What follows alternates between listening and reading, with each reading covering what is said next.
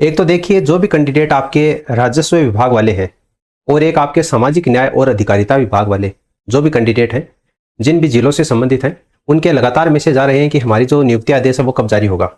हालांकि राजस्व मंडल वालों को भी काफ़ी जिलों का हो चुका है, कुछ जिलों का बाकी है। तो आपको बताना चाहूँगा कि कोई भी अपडेट आएगा तो मैं यहाँ पर आपका डाल दूंगा, क्योंकि काफ़ी बच्चे हैं जो कि आपके इंस्टाग्राम के ऊपर लगातार मैसेज करते हैं, कुछ बच्चे आपके टेलीग्राम के ऊपर मैसेज करते हैं। तो मैं आपको फिर से बता रहा हूँ कि कोई भी अपडेट आएगा तो वो सूचना आपको इस टेलीग्राम चैनल के ऊपर प्रोवाइड करवा दी जाएगी। ये जो टेलीग्राम चैनल है सुनील प्रचार के नाम से, इसको आप ज्वाइन कर लेना, और इसको ज्वाइन करने की लिंक आपको नीचे कमेंट सेक्शन में दे रखी है, वहां पर जाकर आप इसको ज्वाइन कर सकते हैं। एक देखिए, मैं आपको बताऊं कि अति जो होती है ना, अति यानी कि हद से ज्यादा कोई भी चीज, वो आपकी घातक होती है, खतरनाक होती है। लेकिन इस चीज को शायद मेरे ख्याल से जो प्रधानाचार्य महोदय हैं वो समझ नहीं रहे, लेकिन इनके जो परिणाम होंगे वो आगे चलकर घातक होंगे। कैसे घातक होंगे आप यहाँ पर देख सकते हैं। ये जो कार्यालय आदेश है ये एक प्रधानाचार्य के द्वारा जारी किया गया है, जो कि आपके झालावाड़ के अंतर्गत ये आपका जिला है, यहाँ पर जारी किया गया है। अभी हाल ही में जारी हुआ है, तो पुराना नहीं है। काफी स्टूडेंट ये बोलते हैं कि पुराना आदेश वो आप दिखा रहे हो, तो पुराना नहीं है, बिल्कुल लेटेस्ट है। यहाँ पर देखिए, लेखराज और बिल्लू देवी नाम की जो चतुर्थ श्रेणी कर्मचारी है उनको पुनः सूचित किया जाता है। पुनः सूचित किया जाता है का मतलब, इनको पहले सूचित किया गया था, अब इनको दोबारा सूचित किया जाता है कि अभी तक विद्यालय परिसर व शौचालय और मूत्रालय की ठीक से साफ सफाई नहीं हुई है। यानी इनको पहले बोला गया था कि आपको परिसर के साथ साथ में शौचालय और जो मूत्रालय है, यानी कि जो आपका गटर है, वो भी आपको सही से साफ करना है। लेकिन इन्होंने सही से साफ नहीं किया, यानी इस साफ तो इन्होंने किया था लेकिन ठीक से साफ सफाई नहीं हुई थी, इसलिए इनको पुनः सूचित किया जाता है।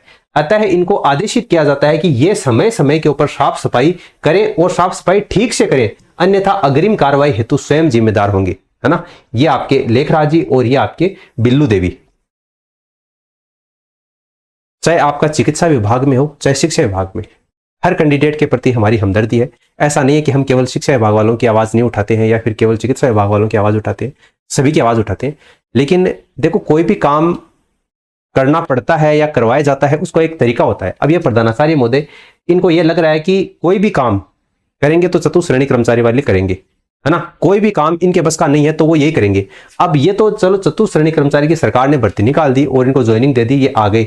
ये नहीं आते थे तब ये कौन साफ करता था, पहली बात।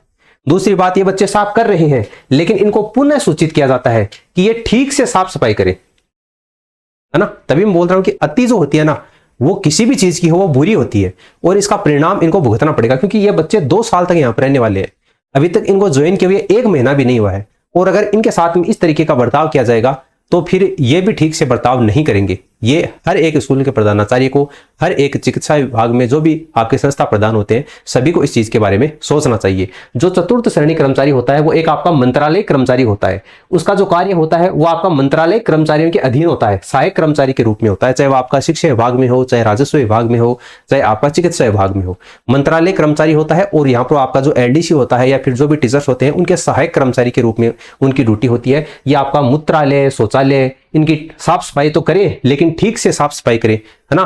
तो ये इनका कार्य इतना नहीं होता है। उसका काम शौचालय और मूत्रालय की साफ सफाई का पहली बात तो है नहीं।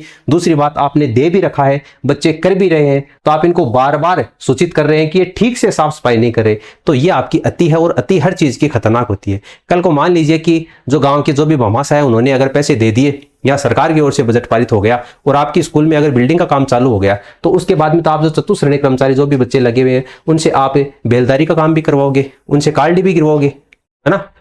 क्योंकि जो चेजार आएगा, अगर उनके साथ में कभी जो पलदारी करने वाला अगर नहीं आएगा, जिसको अपन आम भाषा में ध्यान क्या बोलते हैं, अगर वो नहीं आएगा तो फिर आप चतुर्थ श्रेणी कर्मचारियों से वहां पर पलदारी करवाओगे। इसका मतलब तो भाई जिस तरीके से आपका जो रवैया लग रहा है उस हिसाब से आपने जो चतुर्थ श्रेणी कर्मचारी वाले जो भी बच्चे हैं जो आपके स्कूल में कॉलेज में आवंटित हुए, आप तो इन बच्चों के साथ में इसी प्रकार से ट्रीट कर रहे हो कि जिससे अगर कल बिल्डिंग का काम चालू होता है तो फिर वहां से आप पलदारी करने का काम भी इन्हीं से करवाओगे, है ना। तो ये आपकी अति हो गई। वैसे शिक्षा विभाग में 2.5 साल से कोई काम नहीं हो रहा, जो भी हो रहा है वो सराम भरोसे हो रहा है। लेकिन अब चतुर्थ श्रेणी कर्मचारी वाले जो बच्चे आ गए, पता नहीं कि ये आ गए तो 1 महीने के अंतर्गत ये कितना काम कर देंगे, क्या कर देंगे, है ना।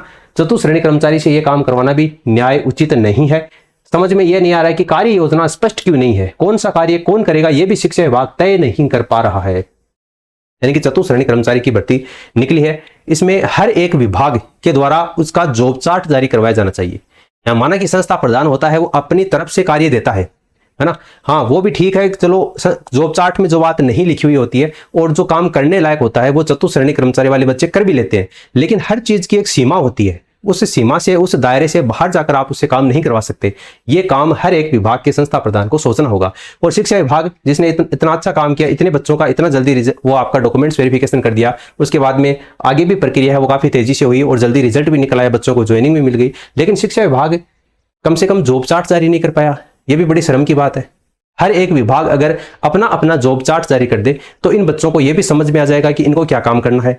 अब इनको कुछ भी काम दे दिया जाता है ना, स्कूल में कुछ भी काम इनको दे दिया जाता है, 12-12 घंटे इनकी ड्यूटी करवाई जाती है, ना तो एक ही दिन इनकी छुट्टी लगवाई जाती है, रक्षाबंधन के दिन इनकी छुट्टी नहीं है। जब बच्चे स्कूल में संस्था प्रधान से पूछते हैं कि उनकी छुट्टी कब होगी, तो ये बोलते हैं कि आपको ना तो कोई सीएल मिलेगी, ना कोई आपको क्षतिपूर्ति अवकाश मिलेगा, यानी आपको पूरे 12 महीने 365 दिन आना है। जैसे बच्चों के लगातार कमेंट आ रहे हैं उसके हिसाब से मैं आपको बता रहा हूँ, काफी अभ्यर्थियों के लगातार कमेंट है कि हमसे सर एक ही छुट्टी का बारे में नहीं कहा गया। हमने लगातार उनसे पूछा है, काफी बच्चे आपके पॉलिटेक्निक कॉलेज में भी उन्होंने ज्वाइन किया है, उनका भी यही कहना है। बाकी मैं आपको बताऊं कि विद्या संबल योजना 2026 विद्या संबल योजना के आवेदन से संबंधित संपूर्ण जानकारी के लिए आप अपने किसी भी नजदीकी राजकीय विद्यालय में जाकर भी संपर्क कर सकते हैं। काफी ऐसे जिले हैं जिनके आदेश स्थगित कर दिए गए, काफी ऐसे जिले हैं जिनके आदेश वापस से संशोधित किए गए हैं, लेकिन कुछ टेलीग्राम के ऊपर आदेश हैं वो फर्जी भी जारी किए जा रहे हैं। कुछ टेलीग्राम के ऊपर आदेश हैं वो स्थगित करने की प्रक्रिया है वो भी आपकी फर्जी है। इसलिए हर एक न्यूज के भरोसे आप टेलीग्राम पर ना रहें।